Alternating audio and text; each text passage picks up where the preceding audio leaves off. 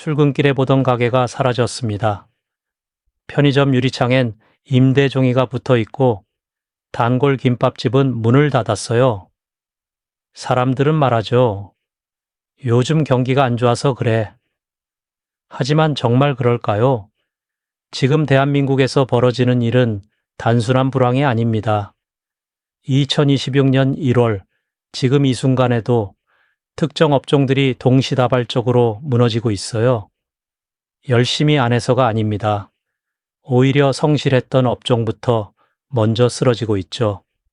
기술이 필요 없게 만든 업종, 비용이 이익을 지워버린 업종, 소비 습관이 외면한 업종, 그리고 한 산업이 무너지자 연쇄로 쓰러진 업종들까지. 오늘은 힘든 업종이 아니라 지금 대한민국에서 가장 위험한 직종 8가지를 다룹니다.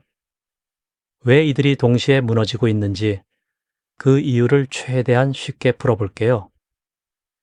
이 영상을 끝까지 보시면 지금 당신의 직업과 사업이 어느 위치에 있는지도 보이게 될 겁니다. 첫 번째 그룹부터 시작합니다. 기술이 직업을 지워버린 업종들이에요. 동네 카센터, 30년 경력 정비사 김철수 씨. 1995년에 카센터 차렸을 때는 정말 잘 나갔어요. 엔진 오일 교환 한 번에 3만 원, 브레이크 패드 교체 15만 원, 타이밍 벨트 수리 20만 원, 하루에 차 5대만 봐도 순수익 20만 원은 남았습니다. 한 달이면 600만 원이죠. 2024년부터 단골 손님들이 하나둘 전기차로 바꾸더니 카센터에 안 오기 시작했습니다. 전기차는 엔진이 없어요. 엔진 오일? 필요 없죠. 타이밍 벨트? 그것도 없습니다. 브레이크 패드는 회생 제동 시스템 덕분에 10만 킬로미터 타도 멀쩡하고요. 김 씨의 30년 노하우가 하루아침에 쓸모 없어지는 상황이죠. 더 심각한 건 뭘까요? 전기차 정비는 소프트웨어 진단이 핵심인데 이 진단 장비와 접근 권한을 제조사가 완전히 독점하고 있다는 점입니다. 테슬라 차에 뭔가 문제 생기면 테슬라 서비스 센터로 가야 해요. 현대차 아이오닉도 마찬가지입니다. 동네 카센터는 아예 손도 못 대요. 숫자 하나 보시겠어요? 2024년 말 기준 국내 전기차 등록 대수가 68만 4천 대를 넘었습니다.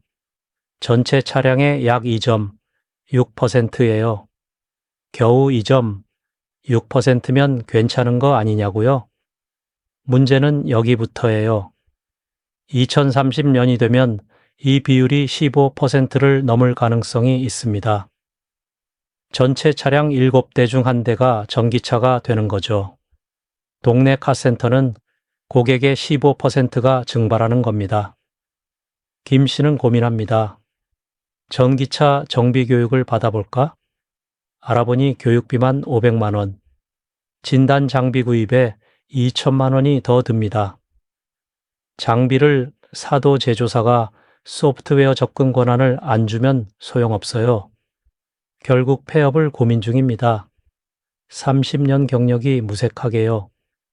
이게 바로 기술이 직업을 지우개처럼 지워버리는 현장입니다. PC방은 어떨까요?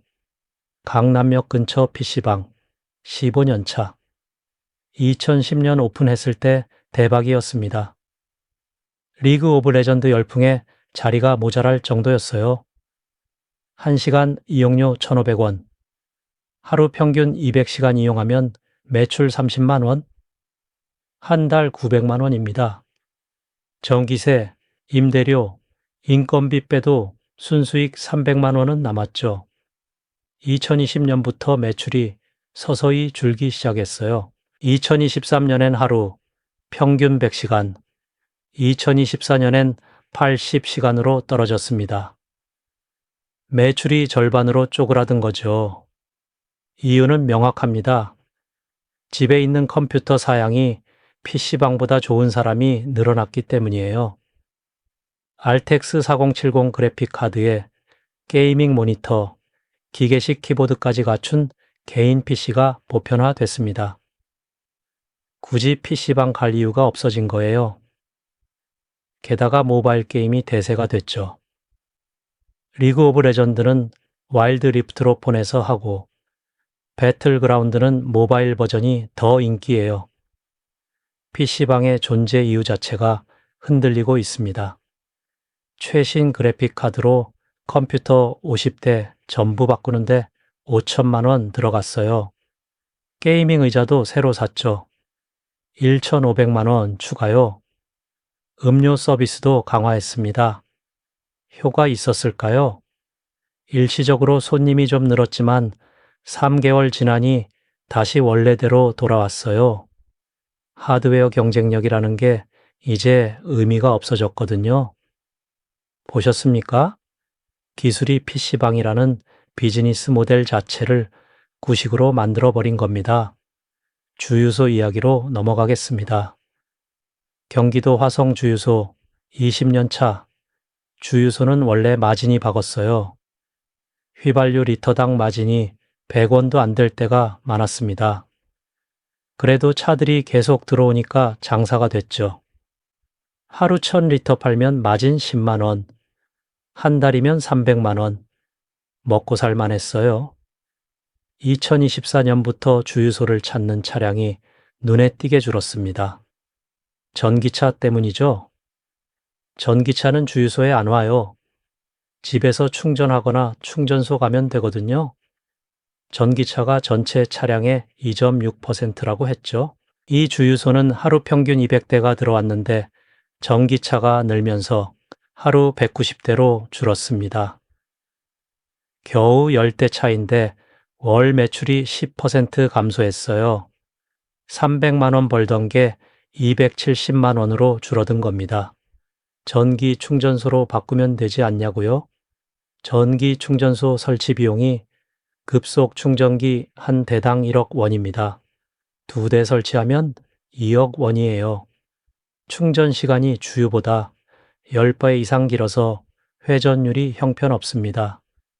주유는 5분이면 끝나지만 급속 충전도 30분은 걸려요. 마진은 더 심각해요. 전기 충전 마진이 휘발유보다 훨씬 적습니다. 충전 한 번에 남는 돈이 3,000원 정도밖에 안 돼요. 하루 20대 충전해야 6만 원, 한 달 180만 원입니다. 설비 투자 2억 원 회수하려면 10년 이상 걸려요.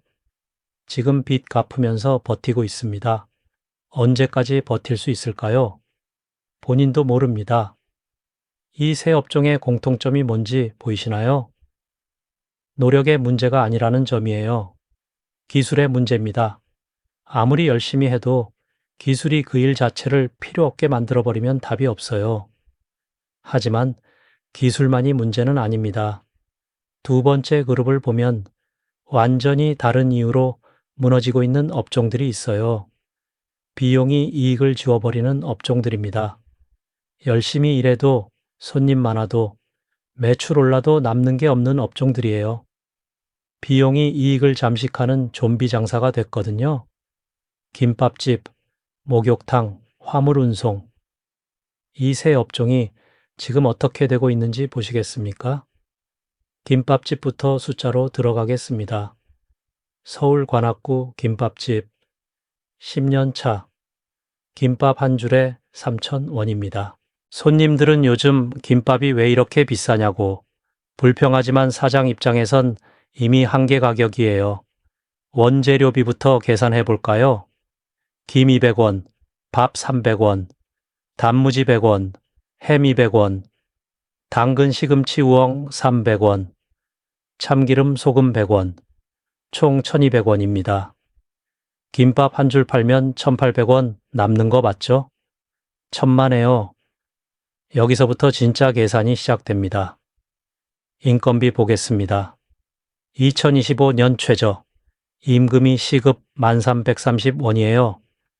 하루 8시간이면 직원 한 명 쓰면 하루 8240원. 한 달 22일 근무하면 월급이 1765만 280원입니다. 여기에 주유수당, 4대 보험까지 포함하면 한 달 200만 원 훌쩍 넘어요. 김밥으로 환산하면요. 월 200만 원을 1,800원으로 나누면 1,111줄입니다. 하루로 나누면 약 50줄이에요. 하루에 김밥 50줄을 팔아야 직원 한 명 월급이 나오는 겁니다. 임대료가 있죠. 관악구 골목 상권 10평짜리 가게 임대료가 월 150만 원입니다. 김밥으로 환산하면 833줄이에요. 하루 38줄 더 팔아야 합니다. 전기세, 가스비, 수도세까지 합치면 월 50만 원. 김밥 278줄, 하루 13줄입니다. 계산해 보겠습니다. 인건비 50줄, 임대료 38줄, 공과금 13줄, 하루 101줄. 하루에 김밥 101줄을 팔아야 겨우 본전인 겁니다. 이 김밥집은 혼자 운영합니다. 직원 안 써요. 아침 7시에 출근해서 밤 9시에 퇴근합니다. 하루 14시간이죠. 그래야 인건비 50줄을 아낄 수 있거든요. 그럼 하루 51줄만 팔면 되는 거 아니냐고요? 배달 플랫폼 수수료가 남았습니다. 요즘 김밥집도 배달 안 하면 살아남기 힘들어요. 배민, 쿠팡기츠 수수료가 15%에서 20%예요. 3,000원짜리 김밥 배달하면 450원에서 600원이 수수료로 빠져나갑니다. 남은 마진 1,800원에서 수수료 600원 빼면 1,200원이에요. 원재료비랑 똑같아요. 배달 김밥은 팔아봤자 남는 게 0원인 겁니다. 하루 14시간에서 한 달 순수익 200만 원 정도 봅니다. 시급 환산하면 4,800원이에요. 최저임금의 절반도 안 되는 거죠. 가격을 올리면 되지 않냐고요? 손님이 절반으로 줄어요. 다시 내리는 수밖에 없습니다. 목욕탕 케이스를 봅시다. 인천 부평구 목욕탕 25년 차. 목욕탕은 물, 전기, 가스를 미친 듯이 씁니다. 하루 종일 온수를 40도로 유지해야 하고 사우나는 90도로 데워야 하고 여름엔 냉방도 해야 하죠. 하루 비용이 얼마나 될까요? 가스비부터요. 하루 24시간 보일러 돌리고 사우나 드는데 LNG가 어마어마하게 들어갑니다. 하루 가스비 50만 원이에요. 한 달이면 1,500만 원입니다. 정의는요? 펌프, 환풍기, 조명, 냉방기 다 합쳐서 하루 25만 원, 한 달 750만 원이고요. 수도세는 하루 10만 원입니다. 한 달 300만 원이고요. 가스 1,500만 원, 전기 750만 원, 수도 300만 원, 한 달 2,550만 원. 이게 고정 비용입니다. 문 열기만 해도 하루 85만 원씩 나가는 거예요. 직원 인건비가 있죠. 프런트 2명, 청소 2명, 보일러공 1명, 최소 5명은 있어야 돌아갑니다. 인건비 한 달 1천만 원 더 들어가요. 임대료는요? 목욕탕 건물이 자가라면 다행인데 월세면 500만 원은 나갑니다. 총 고정 비용 2,550만 원, 1천만 원, 500만 원, 한 달 4,050만 원입니다. 매출은 얼마나 돼야 할까요? 입장료가 1만 원이라고 하면 한 달에 4,050명이 와야 본전이에요. 하루로 나누면 135명입니다. 이 목욕탕은 평일 70명, 주말 150명 정도 옵니다. 평균 하루 100명이에요. 한 달 3,000명, 매출 3천만 원입니다. 못 맞춰요. 한 달에 1,050만 원씩 적자입니다. 여기서 진짜 함정이 나옵니다. 폐업하고 싶어도 못한다는 거예요. 목욕탕 건물 철거비가 5억 원입니다. 보일러, 배관, 타일 전부 뜯어내고 폐기물 처리하고 부지 정리하는데 그 정도 들어가요. 지금 대출로 적자 메우면서 버티고 있습니다. 언제까지 버틸 수 있을까요? 본인도 모릅니다. 화물 운송은 또 다릅니다. 경남 창원 1톤 화물차 10년 차 하루 10시간 운전합니다. 새벽 6시에 출발해서 저녁 6시에 퇴근하죠. 한 달 300시간 일해서 월 수입 400만 원 정도 봅니다. 그럼 400만 원 다 남는 거냐고요? 천만에요. 유류비부터 계산해 볼게요. 경유값이 리터당 1,500원이라고 하면 하루 50리터입니다. 하루 7만 5천 원. 한 달 22일이라면 165만 원이에요. 차량 할부금이 있습니다. 1톤 화물차 3천만 원짜리를 5년 할부로 샀어요.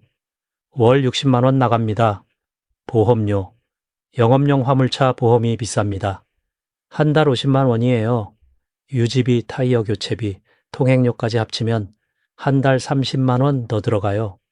총 고정 비용, 유류비 165만 원, 할부금 60만 원, 보험료 50만 원, 기타 30만 원, 한 달 305만 원입니다. 수입 400만 원에서 비용 305만 원 빼면 95만 원 남습니다. 한 달에 300시간 해서 95만 원이면 시급이 3,167원이에요. 최저임금 1030원에 3분의 1도 안 되는 거죠. 하루 10시간 운전해도 시급 3,167원. 편의점 알바생보다 못 버는 겁니다. 이게 비용이 이익을 잠식하는 좀비 장사입니다. 매출이 올라도 남지 않는 구조예요. 이 세 업종의 공통점이 뭔지 보이시나요? 비용 상승 속도가 매출 상승 속도보다 빠르다는 점입니다. 최저임금은 해마다 오르고 원재료 가격도 오르고 에너지 비용도 올라요. 그런데 제품 가격은 못 올립니다. 손님이 안 오거든요. 결국 매출이 올라도 남지 않는 장사가 되는 겁니다. 그런데 이것도 끝이 아닙니다. 세 번째 그룹을 보면 또 다른 이유로 무너지는 업종들이 보여요. 세 번째 그룹입니다. 소비 습관이 바뀐 업종들이죠. 기술도 괜찮고 비용도 감당할 만한데 사람들이 안 찾는 업종들입니다. 소비 우선순위 피라미드에서 떨어졌거든요. 영화관, 골프장, 캠핑 매장. 이 세 업종이 지금 어떻게 되고 있는지 보시겠습니까? 영화관부터 시작합니다. 서울 강북구 30대 직장인, 영화 마니아였습니다. 2015년엔 한 달에 4번 극장 갔어요. 개봉하는 영화는 웬만하면 다 봤죠. 그런데 2024년엔 한 번도 안 갔습니다. 비용 계산 한번 보시겠습니까? 영화관 비용입니다. CGV 영화표 15,000원, 팝콘 콤보 만원, 주차비 5,000원, 왕복 교통비 5,000원, 총 35,000원이에요. 2시간짜리 영화 한 편 보는데 35,000원입니다. 넷플릭스는요? 프리미엄 요금제가 한 달 17,000원이에요. 한 달 동안 영화 20편을 봐도 17,000원입니다. 영화 한 편당 850원인 겁니다. 극장은 한 편에 35,000원, OTT는 한 편에 850원, 40배 차이예요. 그래도 극장은 대형 스크린이랑 사운드가 다르지 않냐고요? 맞는 말입니다. 하지만 집엔 65인치 TV가 있어요. 사운드바도 있고요. 화질 차이가 체감이 안 됩니다. 게다가 극장은 불편해요. 정해진 시간에 가야 하고, 자리 불편하고, 옆 사람이 팝콘 씹는 소리 시끄럽고, 화장실 가고 싶어도 못 가죠. 집에서 OTT로 보면요. 편한 소파에 앉아서 내가 원하는 시간에 멈추고 싶을 때 멈추고 되감기도 마음대로입니다. 계산이 끝났어요. 극장 영화 한 편, 넷플릭스 영화 40편. 굳이 극장 갈 이유가 있나? 결론 났죠? 없습니다. 여기서 중요한 팩트 하나.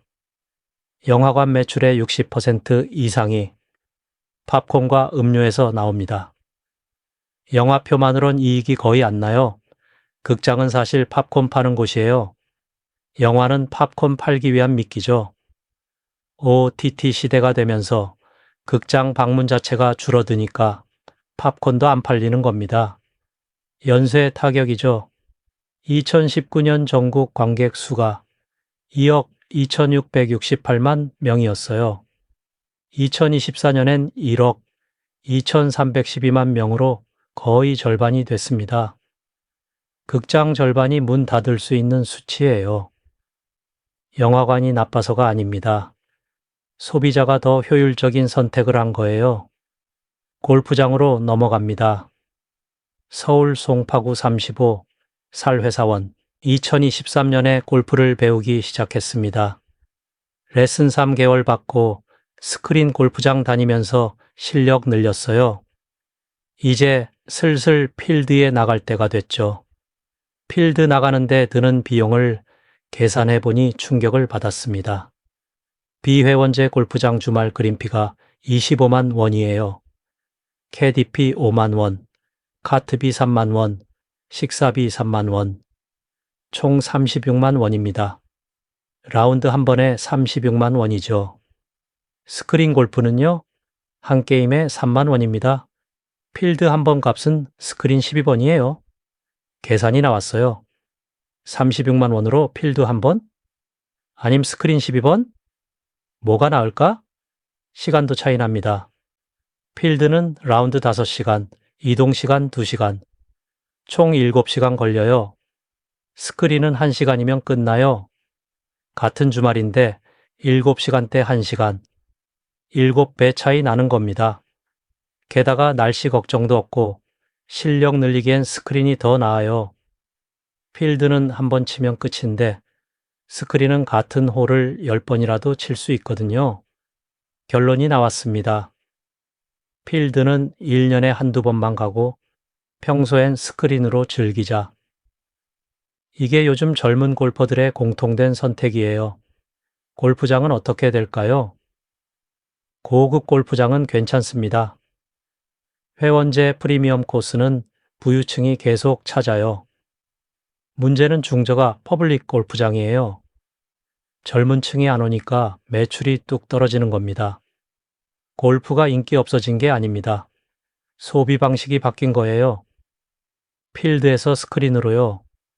캠핑 매장 마지막입니다. 부산 해운대구 아웃도어 매장 2021년 코로나 시기 대박이었습니다. 텐트, 침낭, 버너, 의자, 테이블 주문이 폭주했어요. 한 달 매출이 3천만 원 넘게 나왔죠. 사람들이 실내 활동 못하니까 캠핑으로 몰려들었거든요. 2023년부터 매출이 급격히 떨어지기 시작했습니다. 2024년엔 한 달 매출이 1,000만 원으로 뚝 떨어졌어요. 3분의 1로 쪼그라든 겁니다. 사람들이 이미 다 사버렸기 때문입니다. 텐트는 한 번 사면 5년은 써요. 침낭도 마찬가지고요. 2021년에 장비 갖춘 사람들이 2024년에 또 살 이유가 없는 겁니다. 신규 수요는 계속 들어오는데 그 숫자가 코로나 시절의 10분의 1밖에 안 돼요. 캠핑은 지속되지만 장비 소비는 줄어들고 있습니다. 요즘은 렌탈 서비스가 활성화돼서 굳이 사지 않아도 빌려 쓸 수 있어요. 30만 원짜리 텐트를 사는 대신 3만 원에 빌려 쓰는 겁니다. 매장 임대료 월 200만 원, 인건비 월 250만 원을 감당하기 힘들어졌습니다. 매출 1천만 원에서 원가 600만 원 빼면 마진 400만 원이에요. 고정비 450만 원인데 마진이 400만 원이면 한 달에 50만 원씩 적자입니다. 폐업을 고민 중입니다. 코로나 특수가 끝나면서 완전히 바닥을 친 거죠. 캠핑 자체는 여전히 인기예요. 주말마다 캠핑장은 10,000원이거든요. 문제는 장비를 새로 사는 사람이 없다는 겁니다. 이 세 업종의 공통점이 뭔지 보이시나요? 사라지는 게 아니라는 점입니다. 다만 소비 우선순위 피라미드에서 밀려난 거예요. 사람들이 같은 돈으로 더 효율적인 선택을 하기 시작했고 그 과정에서 영화관, 골프장, 캠핑 매장이 타격을 입은 겁니다. 그런데 가장 무서운 건 네 번째 그룹입니다. 구조 붕괴가 만든 연쇄 피해 업종들이죠. 자기는 잘못한 게 없는데 다른 산업이 무너지니까 같이 무너지는 업종들입니다. 도미노처럼 쓰러지는 연쇄 파산이에요. 동대문 의류 도소매, 부동산 중개, 인테리어와 가구. 이 세 업종이 지금 어떻게 되고 있는지 보시겠습니까? 동대문 의류 도소매부터 갑니다. 서울 동대문 도매상 20년 차. 새벽 3시에 출근합니다. 전국에서 올라온 소매상들한테 옷을 팔아야 하거든요. 2015년엔 하루 매출이 500만 원 나왔어요. 한 달이면 1억 5천만 원이죠. 마진 30%면 월 순수익 4,500만 원이었습니다. 2024년 하루 매출이 100만 원으로 떨어졌습니다. 5분의 1로 쪼그라든 거예요. 중국 플랫폼입니다. 알리익스프레스, 테무, 쉬인. 이 세 플랫폼이 동대문을 초토화시켰어요. 가격 비교 들어갑니다. 동대문 봄용 티셔츠 한 장, 가격이 15,000원입니다. 국내 공장에서 만들어서 동대문 매장까지 가져오는 거예요. 원단비 5,000원, 봉제비 3,000원, 인건비 2,000원, 운송비 1,000원, 마진 4,000원, 총 15,000원이죠. 알리익스프레스 같은 티셔츠는요, 3,000원입니다. 배송비 포함 가격이에요. 중국 공장에서 대량 생산해서 직배송하기 때문입니다. 중간 단계가 없어요. 공장, 소비자. 끝입니다. 동대문은 공장, 도매상, 소매상, 소비자. 세 단계나 거치죠. 중국 인건비는 한국의 5분의 1이에요. 원단비도 싸고 물류비도 쌉니다. 가격 경쟁 자체가 안 되는 겁니다. 품질로 승부하면 되지 않나요?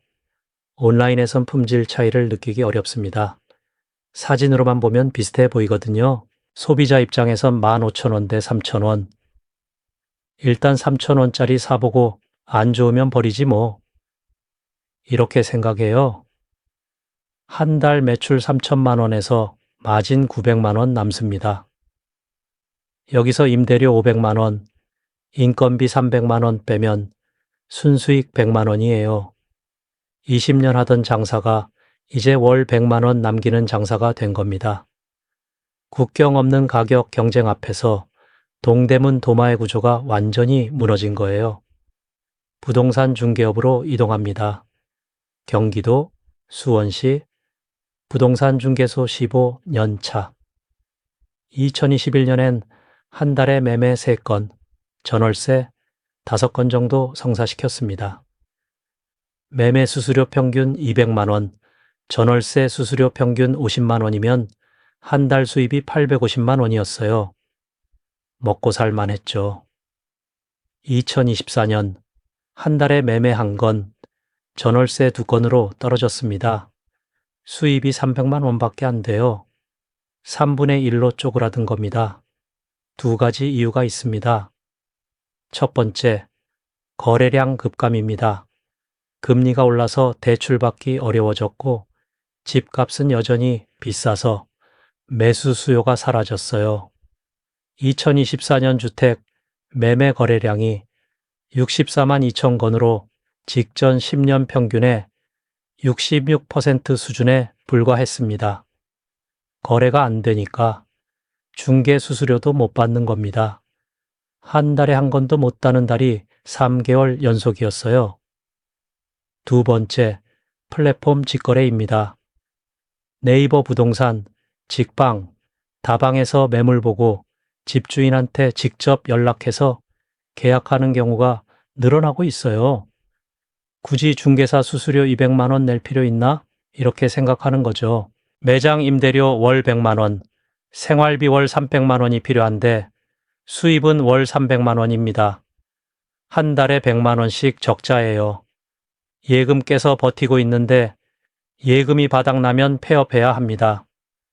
거래량 감소와 플랫폼 직거래라는 두 가지 악재가 동시에 터진 겁니다. 인테리어와 가구, 마지막입니다. 경기도 성남시 인테리어 회사 10년 차와 서울 강서구 가구점 두 업종을 함께 봅시다. 인테리어 회사는 2021년엔 한 달에 아파트 인테리어 4건 정도 했습니다. 건당 2천만 원이면 한 달 매출 8천만 원, 순수익 2천만 원 정도 남았어요. 2024년 한 달에 한 건도 못 따는 달이사 개월 연속입니다. 인테리어 수요는 어디서 나올까요? 신축 아파트, 이사, 리모델링. 이 세 가지예요. 2024년 이후 건설 경기가 완전히 얼어붙었습니다. 분양 물량이 급감하고 미분양이 늘고 이사 수요도 사라졌어요. 인테리어 할 집 자체가 없는 겁니다. 신축이 줄면 이사도 줄어듭니다. 이사가 줄면 인테리어 수요가 사라지는 거죠. 가구점도 마찬가지입니다. 가구점은 2021년 한 달 매출이 5천만 원이었어요. 새 아파트로 이사 가는 사람들이 가구 세트를 통째로 사갔거든요. 침대, 소파, 식탁, 옷장 한 세트에 1천만 원씩 했죠. 2024년 한 달 매출이 1천만 원으로 떨어졌습니다. 5분의 1이에요. 이사가 안 일어나니까 가구도 안 팔리는 겁니다. 핵심은 이겁니다. 건설, 부동산, 인테리어, 가구는 하나의 생태계입니다. 도미노처럼 연결돼 있어요. 건설이 무너지면 부동산 거래가 줄고, 거래가 줄면 인테리어 수요가 사라지고, 인테리어가 안 되면 가구가 안 팔립니다. 한 곳이 무너지면 같이 무너지는 구조예요. 지금 대출이자 갚으면서 버티고 있습니다. 언제까지 버틸 수 있을까요? 본인들도 모릅니다. 이게 도미노처럼 쓰러지는 연쇄 파산입니다. 자기는 잘못한 게 없는데 다른 산업이 무너지니까 같이 무너지는 거예요. 이 세 업종의 공통점이 뭔지 보이시나요? 독립적으로 존재하지 못한다는 점입니다. 바깥 산업에 완전히 의존하고 있어서 그 산업이 무너지면 같이 무너지는 구조예요. 자, 여기까지입니다. 동네 카센터, PC방, 주유소, 기술이 지워버린 업종, 김밥집, 목욕탕, 화물차, 비용이 죽인 업종, 영화관, 골프장, 캠핑 매장, 소비 습관이 바꾼 업종, 동대문, 부동산, 인테리어, 도미노처럼 쓰러진 업종, 총 12개 업종입니다. 2025년 1월, 지금 이 순간에도 이 업종들은 무너지고 있습니다. 그런데 여기서 끝이 아닙니다. 이 12개 업종이 무너지는 진짜 이유는 따로 있거든요. 지금까지 본 12개 업종의 붕괴, 이건 개별 사건이 아닙니다. 하나의 거대한 흐름이에요. 대한민국 경제 구조 자체가 바뀌고 있는 겁니다. 세 가지 큰 변화가 동시에 일어나고 있거든요. 첫 번째, 중간 단계의 소멸입니다. 기술이 중간 과정을 전부 지워버리고 있어요. 동대문 도매상은 공장과 소매상 사이에 있었죠.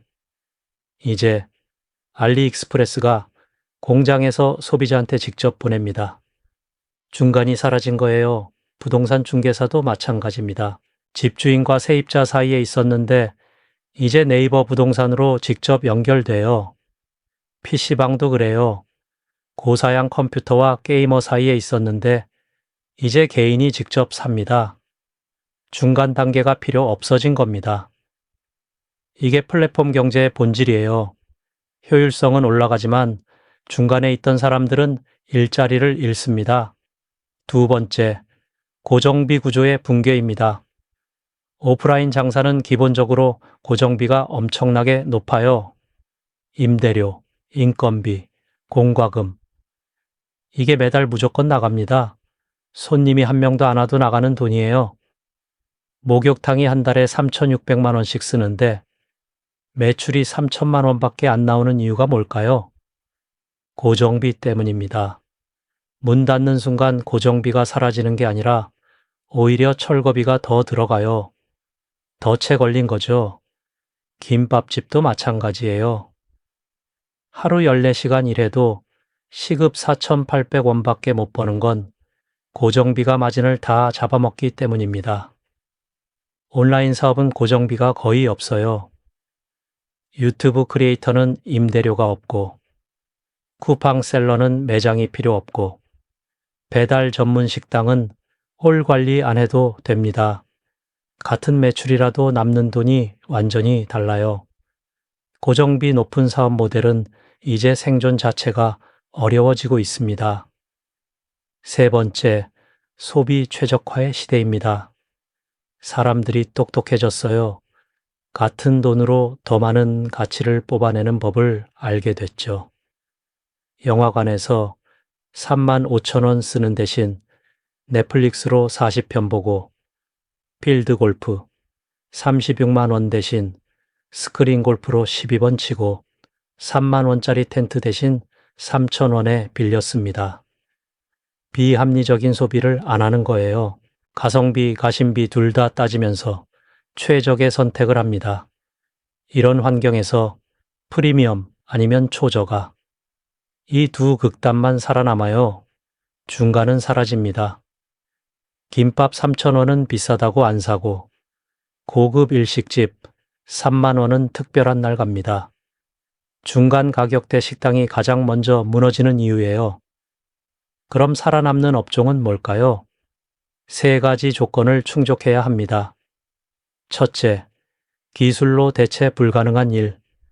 사람이 직접 해야만 가치가 생기는 일이에요. 간병, 상담, 수제 음식, 예술 작품. 이런 건 AI가 못합니다. 둘째, 고정비가 낮은 구조. 온라인 기반이거나 소규모 운영이 가능한 사업이죠. 1인 크리에이터, 프리랜서, 구독 모델 비즈니스가 여기 속해요. 셋째, 독립적 생존 가능성. 다른 산업에 의존하지 않고 혼자 돌아가는 구조예요. 식료품, 의료, 교육. 이런 건 경기가 안 좋아도 수요가 사라지지 않습니다. 지금 당신이 하는 일을 이 세 가지 기준으로 점검해 보세요. 하나라도 해당 안 되면 위험 신호입니다. 2개 이상 해당 안 되면 지금 당장 움직여야 해요. 시간이 많지 않거든요. 2026년, 2027년으로 갈수록 이 변화는 더 빨라집니다. 전기차 비율은 계속 올라가고, 플랫폼은 더 강력해지고, 소비자는 더 똑똑해져요. 지금 버티고 있는 업종들도 결국엔 무너질 겁니다. 예금 깨서 버티는 건 시간 벌기일 뿐이에요. 근본적인 해결책이 아닙니다. 그렇다고 절망하라는 게 아닙니다. 변화를 읽으라는 거예요. 30년 경력 정비사가 전기차 시대에 적응 못하는 건 노력 부족이 아니라 방향을 못 잡아서예요. 같은 시간과 에너지를 다른 곳에 쓰면 됩니다. 자동차 디테일링으로 전환하거나, 중고차 매매 상담으로 피벗하거나, 유튜브로 정비 노하우 공유하면서 수익 모델 만들 수 있어요. 길은 있습니다. 다만 지금까지 하던 방식을 고집하면 안 돼요. 변화의 본질을 이해하면 기회가 보입니다. 중간 단계가 사라진다는 건 직접 연결이 가능하다는 뜻이에요. 고정비 구조가 무너진다는 건 저비용 창업이 가능하다는 의미고요. 소비 최적화 시대라는 건 진짜 가치 있는 것만 살아남는다는 얘기입니다. 당신이 제공하는 게 진짜 가치라면 오히려 지금이 기회예요. 12개 업종의 붕괴는 경고입니다. 하지만 동시에 신호이기도 해요. 어디로 가야 하는지 알려주는 신호죠. 기술, 비용, 소비, 구조. 이 네 가지 축으로 지금 당신의 위치를 파악하세요. 위험지대에 있다면 지금 당장 옮겨야 합니다. 안전지대에 있다면 더 깊이 파고들어야 하고요. 변화는 이미 시작됐습니다. 선택은 당신의 몫입니다. 2026년 대한민국 직업 지도가 다시 그려지고 있습니다. 출근길에 보던 가게가 사라지는 건 시작에 불과해요. 앞으로 3년, 5년 후엔 지금보다 훨씬 더 많은 업종이 무너질 겁니다. 하지만 동시에 새로운 기회도 열리고 있어요. 핵심은 이겁니다. 무너지는 업종을 보면서 불안해하지 말고 그 안에서 패턴을 읽어내야 한다는 거예요. 왜 카센터가 무너지는데 자동차 디테일링은 성장할까요? 왜 김밥집은 적자인데 프리미엄 도시락 배달은 잘 될까요? 왜 동네 목욕탕은 문 닫는데 스파 리조트는 예약이 밀릴까요? 답은 명확합니다. 대체 불가능한 가치를 제공하느냐, 고정비를 최소화했느냐, 독립적으로 생존 가능하냐, 이 세 가지예요. 지금 이 영상을 보고 있는 당신, 혹시 불안하신가요? 내 직업도 저기 속하는 거 아닌가? 걱정되시나요? 그렇다면 오히려 잘 됐습니다. 불안을 느낀다는 건 변화를 감지했다는 뜻이거든요. 진짜 위험한 건 아무것도 못 느끼고 그냥 흘러가는 거예요. 30년 경력 정비사도, 20년 차 도매상도, 15년 차 부동산 중개사도 다 열심히 일했습니다. 성실했어요. 그런데 무너졌죠? 왜일까요? 환경이 바뀌었기 때문입니다. 공룡이 멸종한 건 나태해서가 아니에요. 기후가 바뀌었기 때문이죠. 하지만 포유류는 살아남았습니다. 작고 빠르고 적응력이 좋았거든요. 지금 필요한 건 공룡처럼 큰 몸집이 아니라 포유류처럼 빠른 적응력입니다. 구체적으로 뭘 해야 할까요? 세 가지만 기억하세요. 첫째, 지금 하는 일의 수명을 냉정하게 판단하세요. 5년 후에도 이 일이 존재할까요? 10년 후엔요? 답이 확실하지 않다면 플랜 B를 준비해야 합니다. 지금 당장이요. 내일이 아니라 오늘부터요. 둘째, 고정비를 줄이세요. 큰 매장, 많은 직원, 비싼 장비. 이런 거 필요 없습니다. 작게 시작해서 검증하고, 되면 키우고, 안 되면 빠르게 접는 구조를 만드세요. 실패해도 다시 일어설 수 있는 수준으로 리스크를 관리하는 겁니다. 셋째, 직접 연결을 만드세요. 중간 단계를 거치지 말고 고객과 바로 연결되는 루트를 확보하세요. SNS든 유튜브든 블로그든 뭐든 좋습니다. 플랫폼이 중간에서 수수료 떼가는 구조에서 벗어나야 해요. 이 세 가지가 2026년 이후 살아남는 공식입니다. 마지막으로 하나만 더 말씀드릴게요. 지금 무너지는 업종들 보면서 남일 같다고 생각하지 마세요. 내일은 내 차례일 수 있습니다. 기술은 계속 발전하고, 비용은 계속 오르고, 소비자는 계속 똑똑해져요. 산업 구조는 계속 재편됩니다. 하지만 반대로 생각하면 기회이기도 해요. 변화를 먼저 읽는 사람이 새로운 시장을 선점하거든요. 전기차 시대의 카센터는 망하지만 전기차 전문 정비소는 생겨요.